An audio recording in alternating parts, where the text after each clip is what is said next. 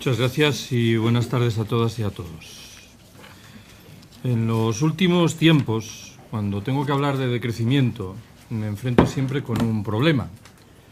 Yo no estoy en condiciones de articular varias charlas diferentes sobre decrecimiento. Y eso implica que quienes me habéis escuchado hablar sobre esto, en sustancia, me habéis escuchado hablar para siempre. Esto es, que no tengo muchas posibilidades, como acabo de deciros, de contaros una historia diferente. Y tampoco creo que las cosas como van sea muy saludable inventar una charla distinta. Si aquella que asumo comúnmente tiene cierto efecto pedagógico saludable, no veo ninguna razón sólida para abandonarla. Siempre que hablo sobre decrecimiento, antes de entrar en materia, formulo 3 observaciones preliminares que pretenden deshacer 3 posibles malentendidos. Primera de ellas, se discute mucho y se discutirá más sobre si es imaginable un proyecto de decrecimiento, tal y como yo lo defiendo, dentro del capitalismo. No tengo mucho tiempo para detenerme en la discusión teórica. Me voy a limitar a señalar que el proyecto de decrecimiento que yo defiendo no pretende sustituir a las contestaciones históricas del capitalismo. Prefiero acogerme a la idea de que es un agregado a esas contestaciones. Señalaré, eso sí, que es un agregado importante. Cuantas veces he tenido la oportunidad de repetirlo, he señalado que, a mi entender, cualquier contestación del capitalismo en el mundo opulento a principios del siglo XXI tiene que ser, por definición, decrecentista, autogestionaria y antipatriarcal. Si le falta alguno de estos 3 pivotes, me temo que estará haciendo el juego a ese sistema que teóricamente dice contestar. Segunda observación preliminar. Como veréis inmediatamente, en una de sus matrices fundamentales, el proyecto del decrecimiento señala que en el mundo opulento tenemos que reducir nuestros niveles de producción y de consumo. Alguien preguntará inmediatamente, ¿y esa propuesta la formuláis en los mismos términos en relación con los países del sur? La respuesta es no, pero. El no creo que se justifica por sí solo. Si la renta per cápita en Mali o en Burkina Faso es 30 veces inferior a la nuestra, no parecería razonable que pidiésemos que los habitantes de ese atribulado país reduzcan sus niveles de consumo. Conviene justificar, sin embargo, el pero. Los habitantes de ese desgraciado país deben tomar nota de lo que nosotros, en el norte opulento, hemos hecho mal, siquiera solo sea para no repetirlo. Tercera y última observación preliminar. No deseo en modo alguno ignorar que en el norte rico también hay pobres. Si alguien se pregunta si estamos defendiendo que reduzca sus niveles de consumo una viuda que cobra una pensión no contributiva de 500 euros mensuales, la respuesta inmediata y lógica es que no. Cualquier proyecto de decrecimiento sensato tiene que ser un proyecto de redistribución radical de los recursos. Bueno, hechas estas 3 precisiones iniciales, entro ahora sí directamente en materia. Primera apreciación que quiero trasladaros. En la visión dominante en nuestras sociedades, el crecimiento económico es, digámoslo así, una bendición de Dios. Lo que se nos viene a decir es que allí donde hay crecimiento económico hay cohesión social, niveles altos de consumo. La desigualdad y el desempleo no ganan terreno. Los servicios públicos se hallan, en fin, razonablemente asentados. Sobran las razones, desde mi punto de vista, para recelar de todas estas supersticiones. Formularé de manera muy rápida 6 de esas razones. Primera, el crecimiento económico no genera necesariamente cohesión social. China, como sabéis, lleva creciendo espectacularmente 20 años. No creo que nadie sostenga en serio que China es hoy un país socialmente más cohesionado de lo que lo era 2 decenios atrás. Segundo, la relación del crecimiento económico con la generación de empleo es mucho más difusa de lo que pudiera parecer. Las economías capitalistas desarrolladas han crecido notablemente en los últimos 30 años, en los cuales, y sin embargo, en ellas, en términos objetivos, se ha destruido empleo. Tercer motivo, el crecimiento económico se traduce muy a menudo en agresiones medioambientales literalmente irreversibles. Cuarto, provoca con frecuencia el agotamiento de recursos que sabemos no van a estar a disposición de las generaciones venideras. Quinto, en lo que se refiere a los países ricos, su crecimiento económico se vincula en un grado u otro con el expolio de la riqueza humana y material de los países pobres. Menciono un sexto y último motivo, que remite a un código individual. El crecimiento económico ha propiciado entre nosotros el asentamiento de un modo de vida esclavo que nos hace pensar que seremos más felices cuantas más horas trabajemos, más dinero ganemos y, sobre todo, más bienes acertemos a consumir. Detrás de ese modo de vida esclavo hay tres grandes fórmulas. La primera se llama publicidad, un conjunto de instrumentos muy eficientes que nos obligan a comprar lo que objetivamente no precisamos y, llegado el caso, aquello que nos repugna. El segundo de esos instrumentos es el crédito, que permite muy a menudo que obtengamos el dinero necesario para adquirir eso que no necesitamos. Y el tercero y último se llama caducidad. Los bienes, como sabéis, son producidos de tal manera que en un periodo de tiempo muy breve dejan de servir, con lo cual, mal que bien, nos vemos en la obligación de adquirir otros nuevos. Siempre que me refiero a esto, del modo de vida esclavo, invoco una anécdota omnipresente en la literatura sobre el decrecimiento y que creo retrata fidedignamente la cuestión. En una de sus muchas versiones está ambientada en un pueblo de la costa mexicana. Un paisano se halla, conforme a la imagen tópica, adormilado junto al mar. Un turista norteamericano se le acerca, entablan conversación y en un momento determinado el turista pregunta: ¿y usted a qué se dedica? ¿En qué trabaja? Bueno, yo soy pescador. Caramba, un trabajo muy duro. ¿Trabajará usted muchas horas cada jornada? Sí, bastantes horas. ¿Cuántas horas trabaja como media cada día? Bueno, yo le echo a la pesca 2 o 3 horitas. ¿Qué me dice usted? ¿Y qué hace con el resto de su tiempo? Vaya, yo me levanto tarde, pesco un par de horas, juego un rato con mis hijos, duermo la siesta con mi mujer y al atardecer salgo con los amigos a beber unas cervezas. ¿Pero cómo es usted así?, reacciona airado el turista norteamericano. ¿Qué quiere decir? ¿Que por qué no trabaja más? ¿Y para qué? Pues porque si trabajase más, en un par de años dispondría de un barco más grande. ¿Y para qué? Más adelante podría abrir una factoría en este pueblo. ¿Y para qué?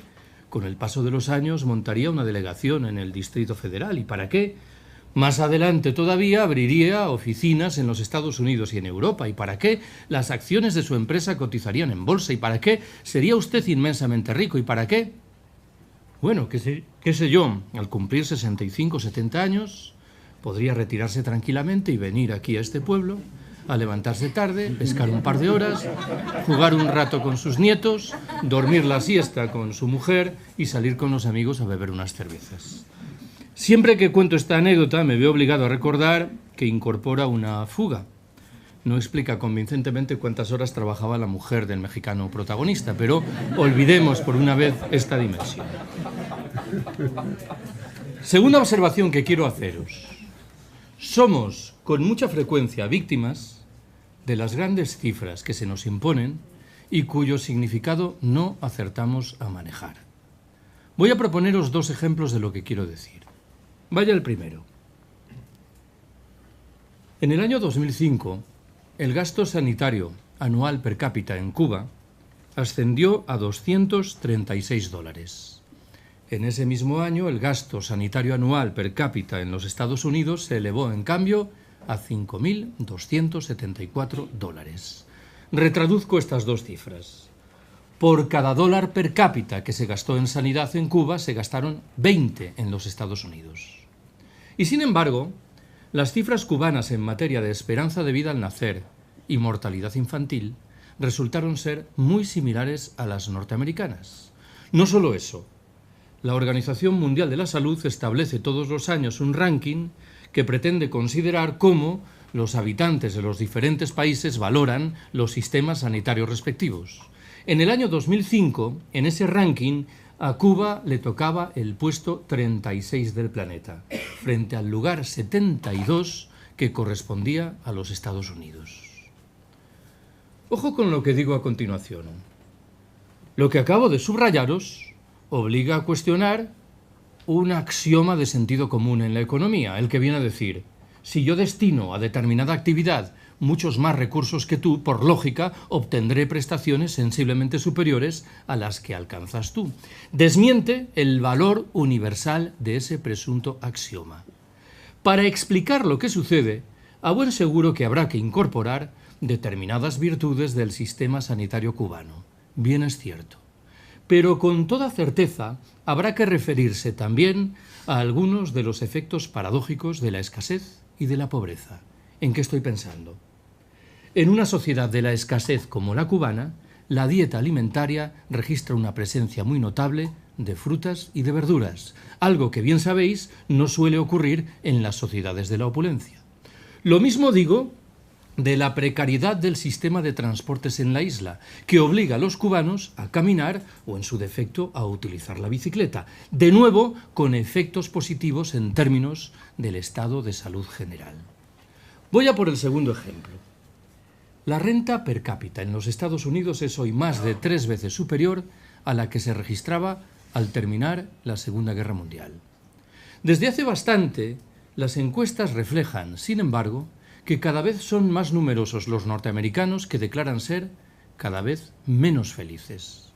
Una encuesta realizada 3 años atrás concluía que un 49% de los norteamericanos confiesa ser cada vez menos feliz, frente a solo un 26% que afirma lo contrario.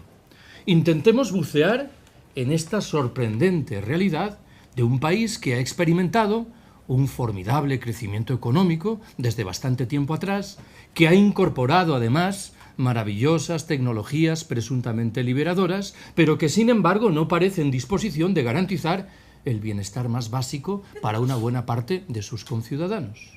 Bueno, todas y todos hemos utilizado alguna vez esa máxima que reza que el dinero no hace la felicidad. Administrémosla con prudencia. En los estadios inferiores del desarrollo, la disposición de dinero, la disposición de recursos, claro que tiene que ver con el bienestar y con la felicidad. Si yo me estoy muriendo de hambre y empiezo a comer, hay un cambio sustancial y para bien en mi estilo de vida. Sobran, sin embargo, las razones para argumentar que, dejados atrás esos estadios iniciales del desarrollo, el hiperconsumo al que a menudo nos entregamos en las sociedades de la opulencia es antes un indicador de infelicidad manifiesta que una señal de bienestar exultante. Lo digo de otra manera.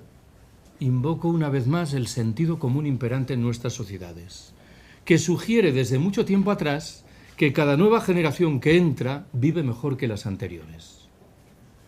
Mi abuelo vivió mejor que mi bisabuelo. Mi padre vivió mejor que mi abuelo. Yo he vivido mejor que mi padre.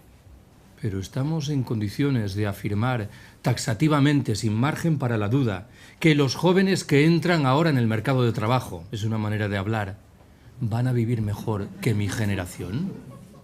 Me temo que nadie puede responder de manera rotunda a esa pregunta, algo que nos emplaza, como antes decía Manolo Garí, ante una genuina crisis de civilización. Tercera observación que quiero haceros.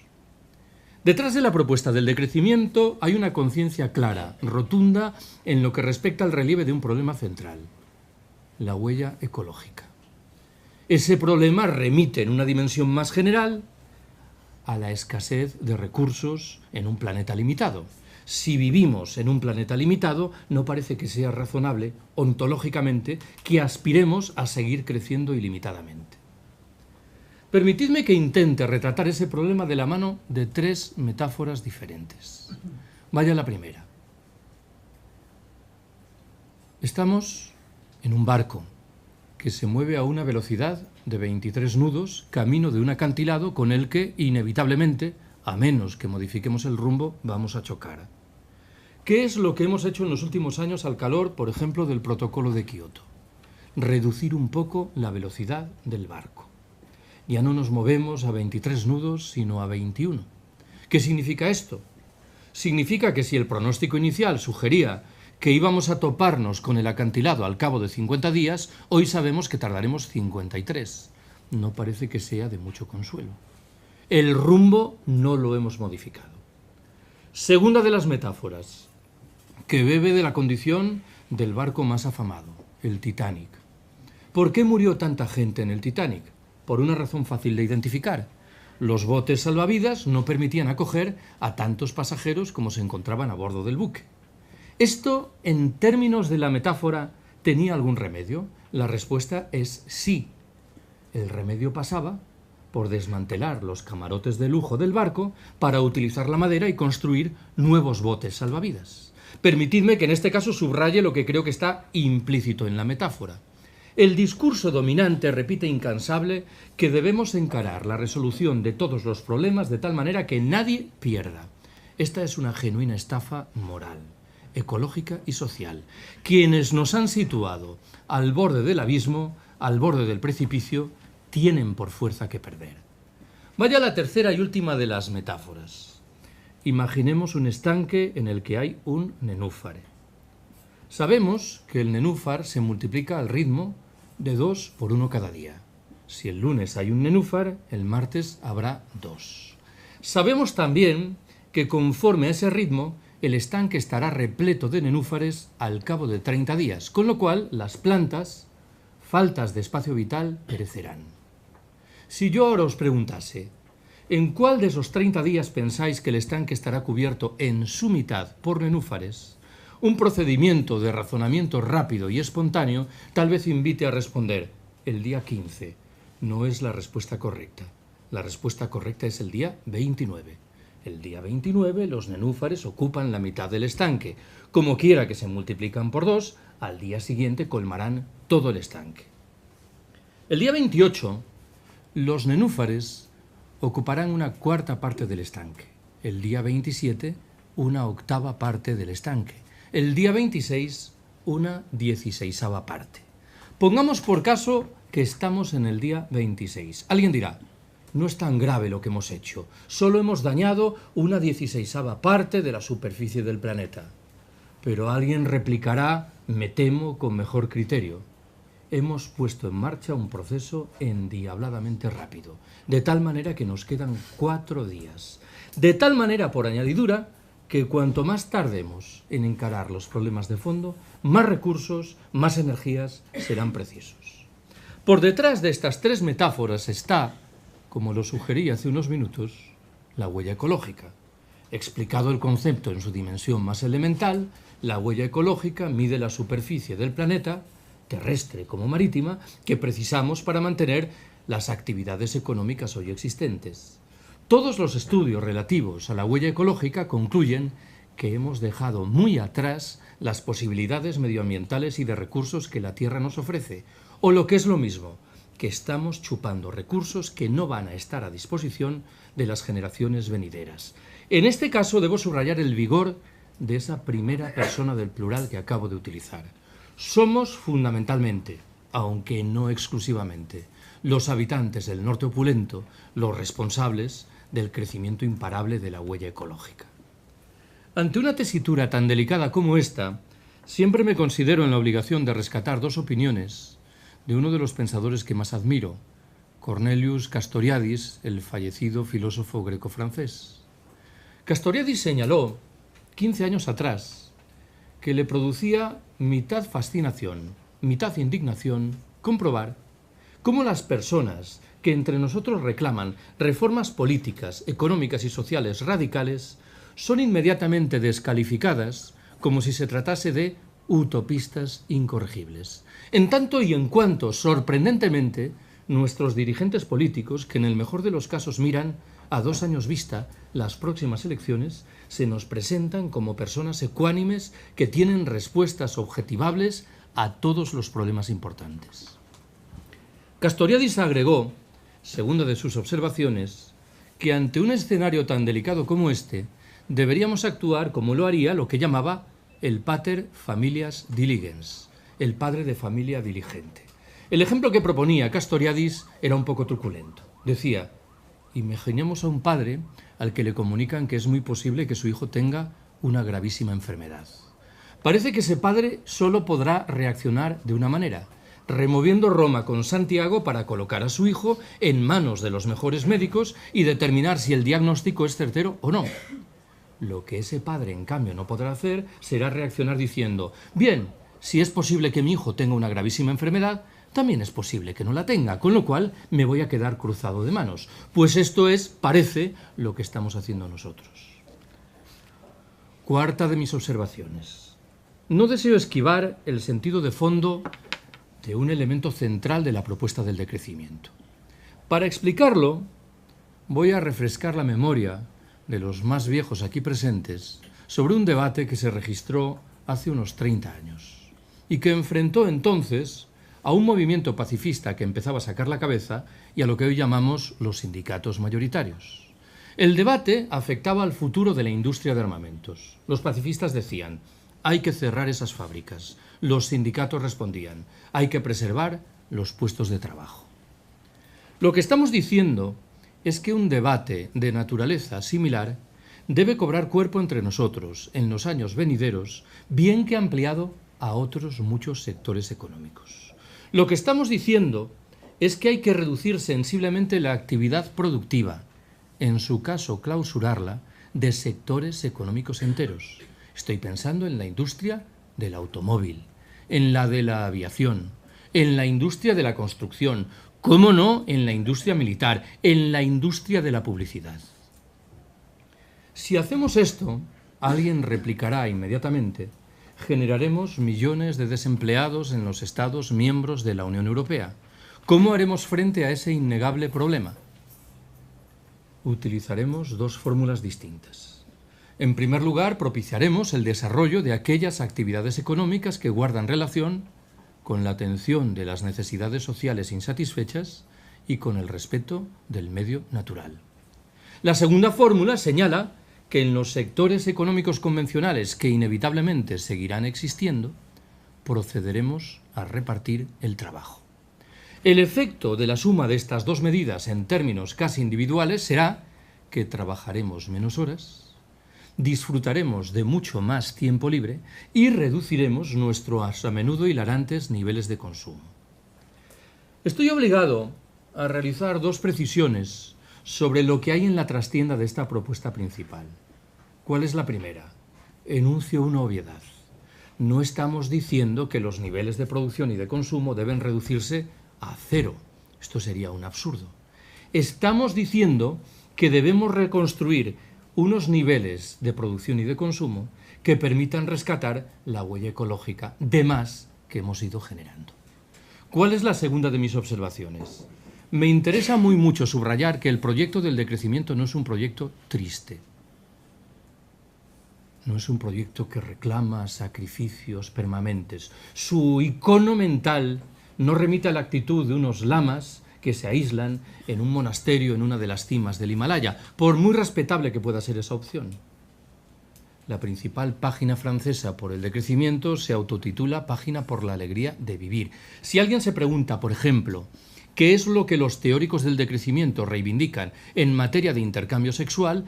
Reclaman un incremento de las relaciones sexuales sobre la base de la necesidad de postular la primacía de la vida social frente a la lógica frenética de la producción, de la productividad, de la competitividad y del consumo. Me temo que lo que es triste es lo que padecemos hoy de la mano de nuestras ataduras al calor del modo de vida esclavo.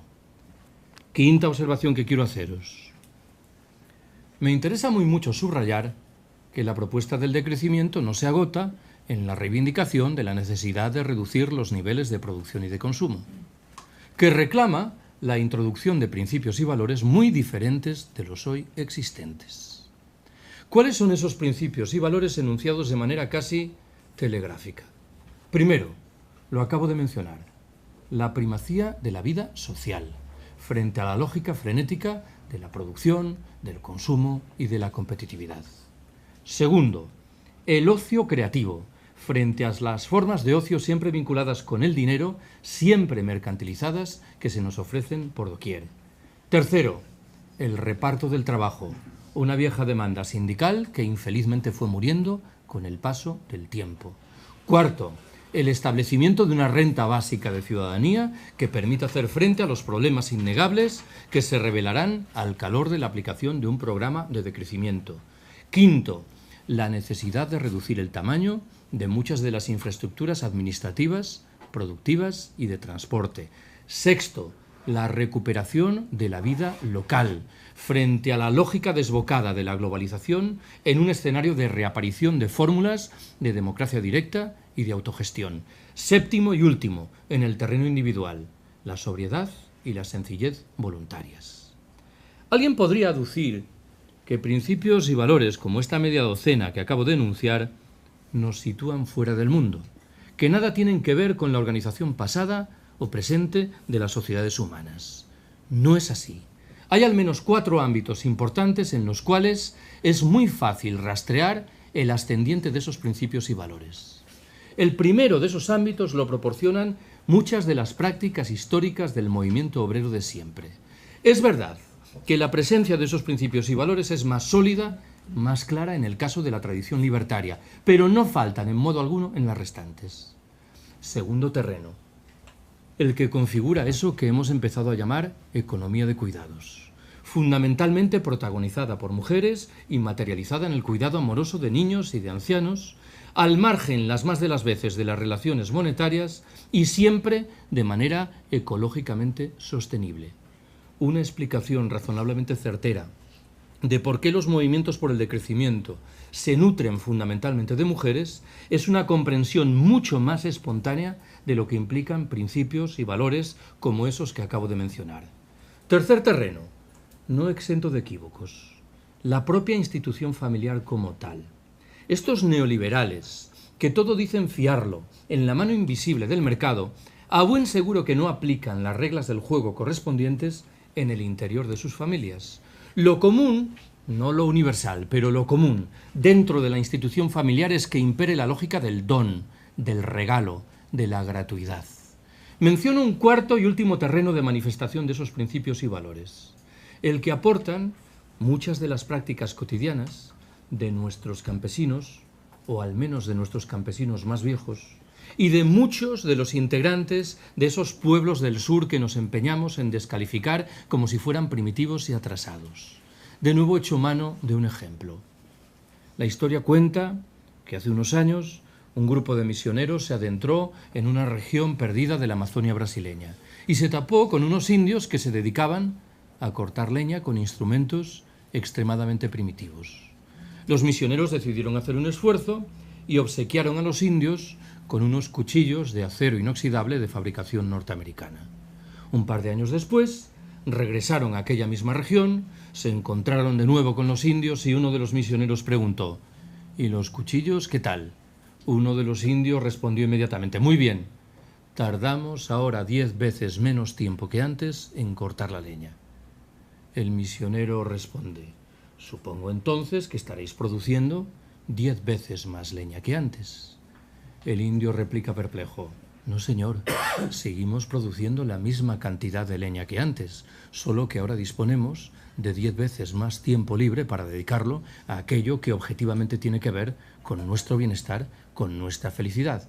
Me temo que este chip mental sí que se ha desvanecido en nuestras cabezas de habitantes del norte opulento. Sexta observación y penúltima que quiero haceros. Me interesa prestarle atención a un par de ejemplos de debates más o menos vivos entre nosotros que creo ilustran bien qué significa esto del decrecimiento. Voy por el primero de ellos. He subrayado muchas veces que, a mi entender, nada retrata mejor simbólicamente las miserias de nuestras sociedades que aquello que produce tanto orgullo entre nuestros gobernantes, la alta velocidad ferroviaria. ¿Por qué digo esto? Por 4 razones diferentes. Primera de ellas, el destrozo medioambiental que provoca la construcción de las líneas correspondientes, nunca contabilizado en los cálculos de coste-beneficio.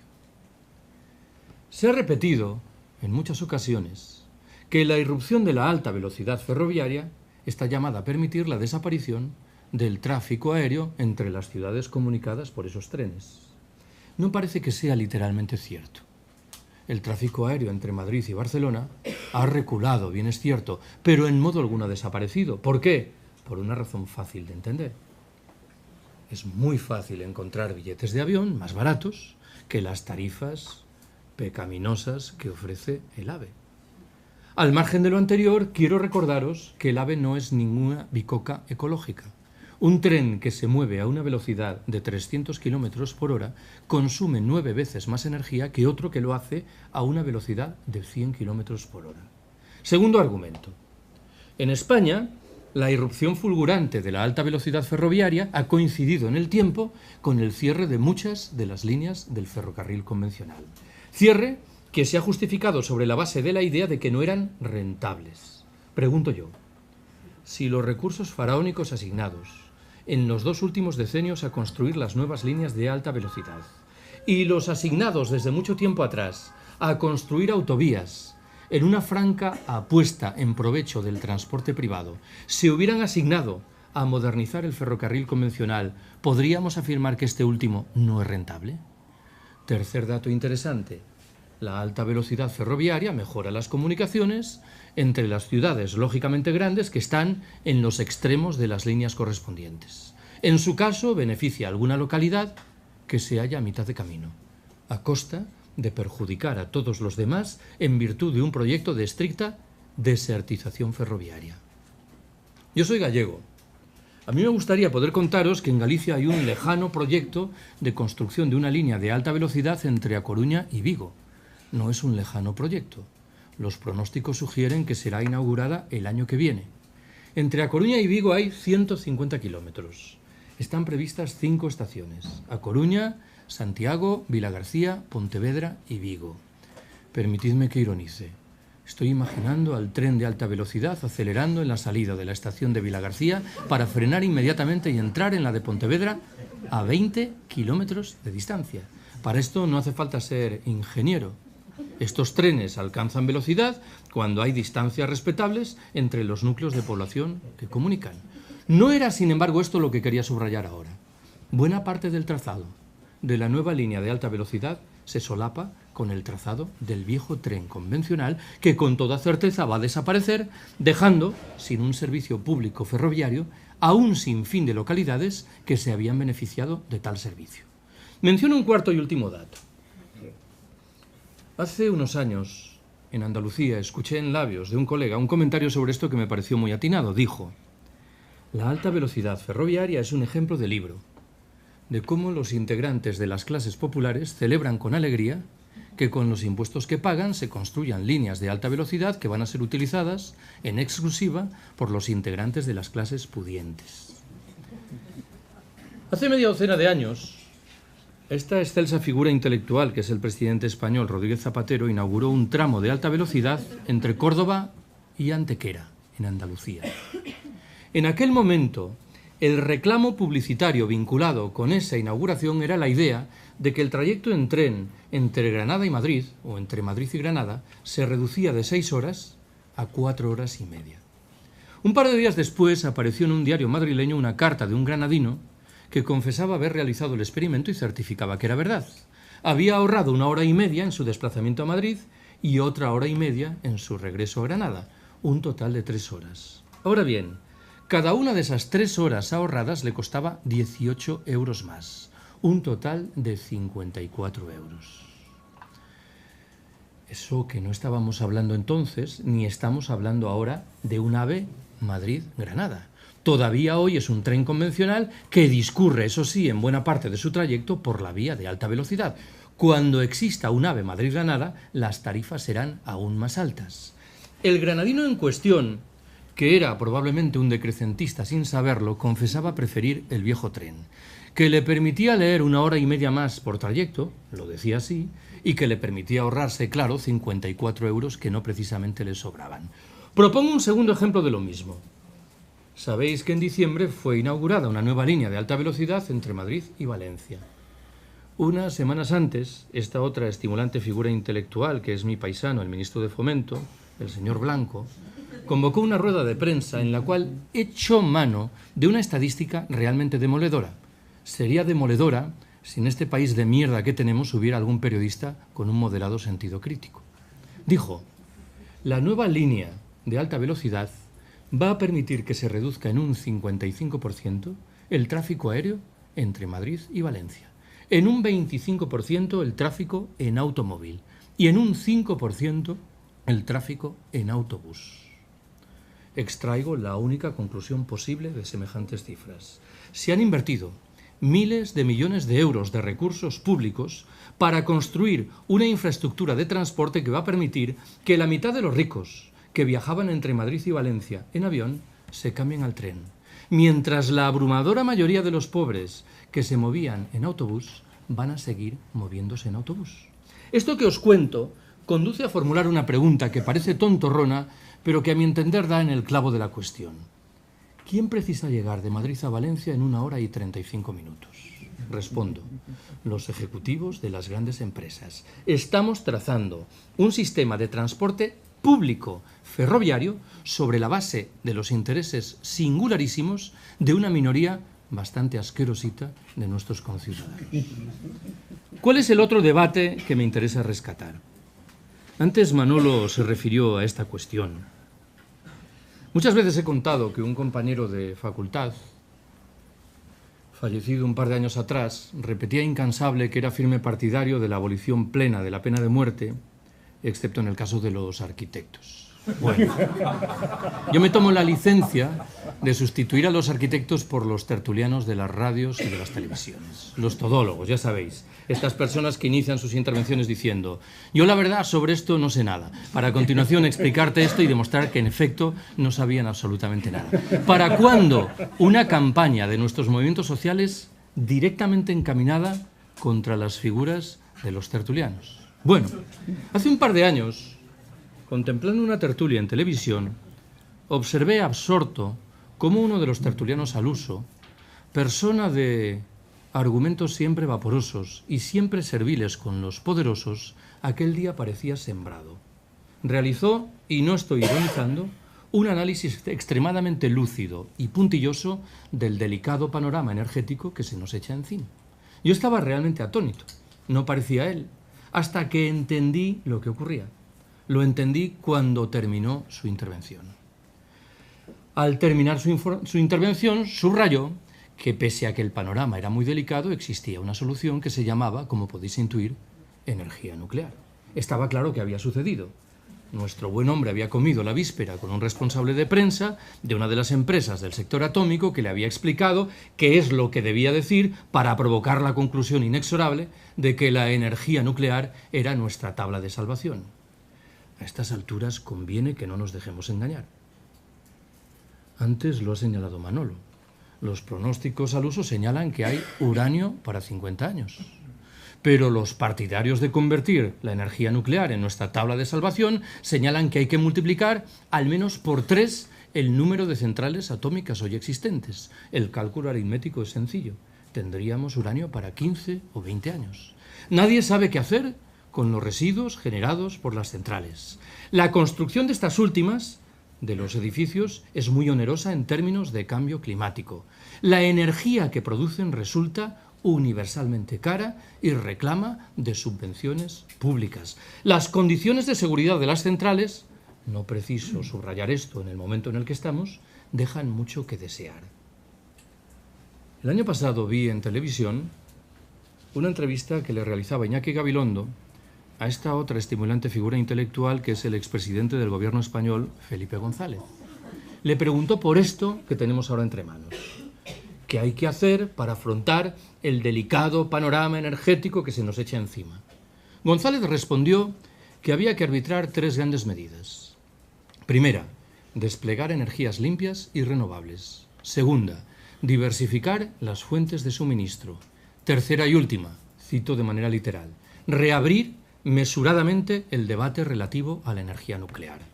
No me interesa ahora glosar lo que González dijo, sino subrayar lo que llamativamente no dijo. ¿Y qué fue lo que no dijo? Que teníamos que reducir nuestros niveles de consumo energético, cuando es la primera y más elemental de las respuestas ante un problema de creciente escasez. Si alguien es tan ingenuo como para preguntarse por qué González no lo dijo, responderé que cobra desde hace bastantes años, y no precisamente mal, de las industrias del sector energético, con lo cual está literalmente incapacitado para decir algo sensato al respecto. Para hacer frente al delicado panorama energético que se nos echa encima, tenemos que arbitrar dos grandes medidas.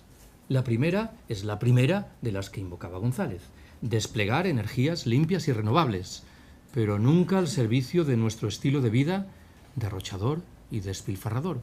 Y la segunda pasa por reducir sensiblemente los niveles de consumo. Séptima y última de mis observaciones. Desde hace bastante tiempo, cuando acabo mis charlas sobre decrecimiento, invito a prestar atención a dos horizontes diferentes. El primero remite a una realidad saludable.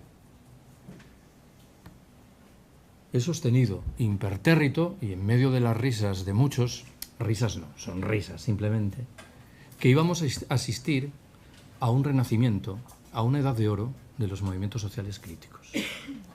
Y sospecho que estamos entrando en ella. Siquiera solo sea porque la osadía y la ignominia de nuestros gobernantes, su incapacidad para establecer algún freno en lo que están haciendo, mueve ese carro de manera prácticamente inexorable. Hace 10 años, una propuesta provocadora como esta del decrecimiento hubiera suscitado de nuevo sonrisas. Y hoy, sin embargo, es comúnmente recibida con los ojos muy abiertos, por lo que tiene de subversiva, pero también de respuesta lógica ante lo que tenemos entre manos. Hace unos meses, una compañera de universidad que había escuchado una charla sobre decrecimiento me dijo que le parecía una propuesta muy atractiva. Y yo me consideré en la obligación de reflexionar por qué a mucha gente esa propuesta le resulta atractiva. Y creo que la respuesta más clara viene a decir que incorpora dos elementos muy diferentes entre sí, casi me atrevería a decir que contradictorios. El primero de esos elementos es que es una propuesta provocadora. Si el discurso dominante repite incansable que resolveremos poco menos que mágicamente nuestros problemas creciendo, nosotros decimos literalmente lo contrario. Decimos que el crecimiento económico hoy forma parte de nuestros problemas. Pero siendo esa una propuesta provocadora, no es una propuesta ajena a cosas que llevamos dentro de la cabeza. Con toda certeza, quienes estáis aquí podéis aportar ejemplos de vuestra vida cotidiana que se sitúan con mucha claridad en una percepción muy próxima a la del decrecimiento. ¿Cuál es el otro horizonte al que hay que prestar atención? Hace 7 u 8 años se tradujo al castellano un libro de un periodista alemán llamado Karl Ameri. El libro se titula Auschwitz comienza el siglo XXI, entre signos de interrogación. La tesis principal que maneja Ameri en ese libro señala que estaríamos muy equivocados si concluyésemos que las políticas que abrazaron los nazis alemanes 80 años atrás remiten a un momento histórico singularísimo, coyuntural y por ello afortunadamente irrepetible. Ameri sugiere antes bien que debemos estudiar en detalle el contenido de esas políticas. ¿Por qué? Porque bien pueden reaparecer entre nosotros en los años venideros, no defendidas ahora por ultramarginales grupos neonazis, sino postuladas por algunos de los principales centros de poder político y económico, cada vez más conscientes de la escasez general que se avecina y cada vez más firmemente decididos a preservar esos recursos escasos en manos de una escueta minoría de la población planetaria a través de un proyecto de darwinismo social militarizado. Creo yo que buena parte de las políticas que abrazó el anterior presidente norteamericano y que infelizmente está heredando el actual, hunden sus raíces en un proyecto de esta naturaleza. Como creo yo, por cifrar el argumento con otro ejemplo, que buena parte de las medidas que la Unión Europea aplica de un tiempo a esta parte a los inmigrantes pobres que llegan a nuestras costas y aeropuertos, hunden sus raíces también en un proyecto de esta naturaleza. Acabo. He contado muchas veces que hace un par de años compartí en Madrid una mesa redonda con una chica que, por lo que me explicaron, era una de las estrellas en ascenso de Televisión Española, sometida, dicho sea de paso, a los dardos críticos del Partido Popular, que al parecer entendía que era una izquierdista indómita. A esta chica le tocaba hablar de las manipulaciones en los medios de comunicación, a mí me correspondía hacerlo del decrecimiento. No eran dos materias que tuviesen mucha relación entre sí.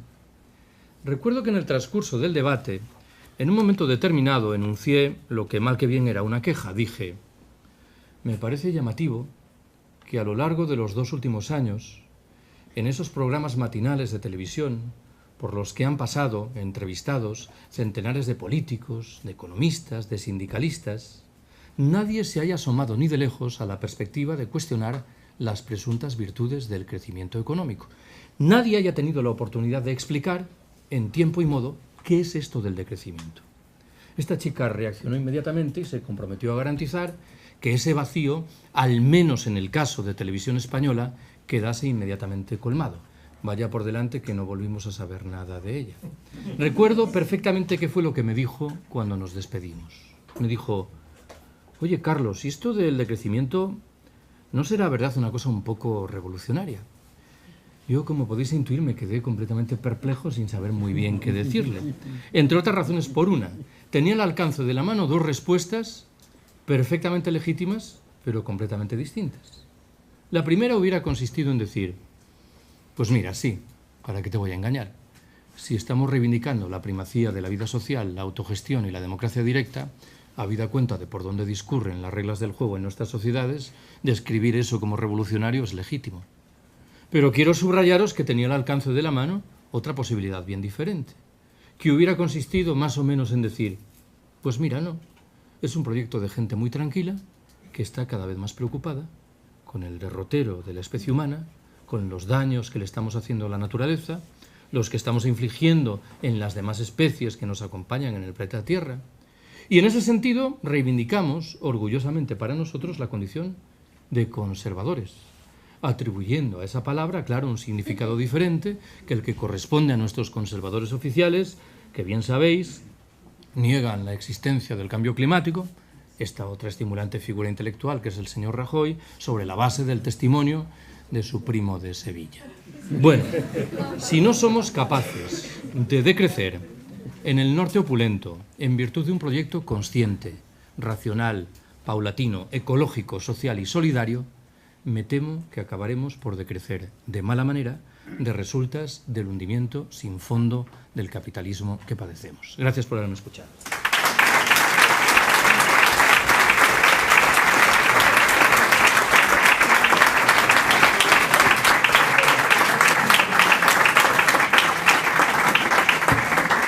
¿Quieres hablar? No, ya lo digo, gracias.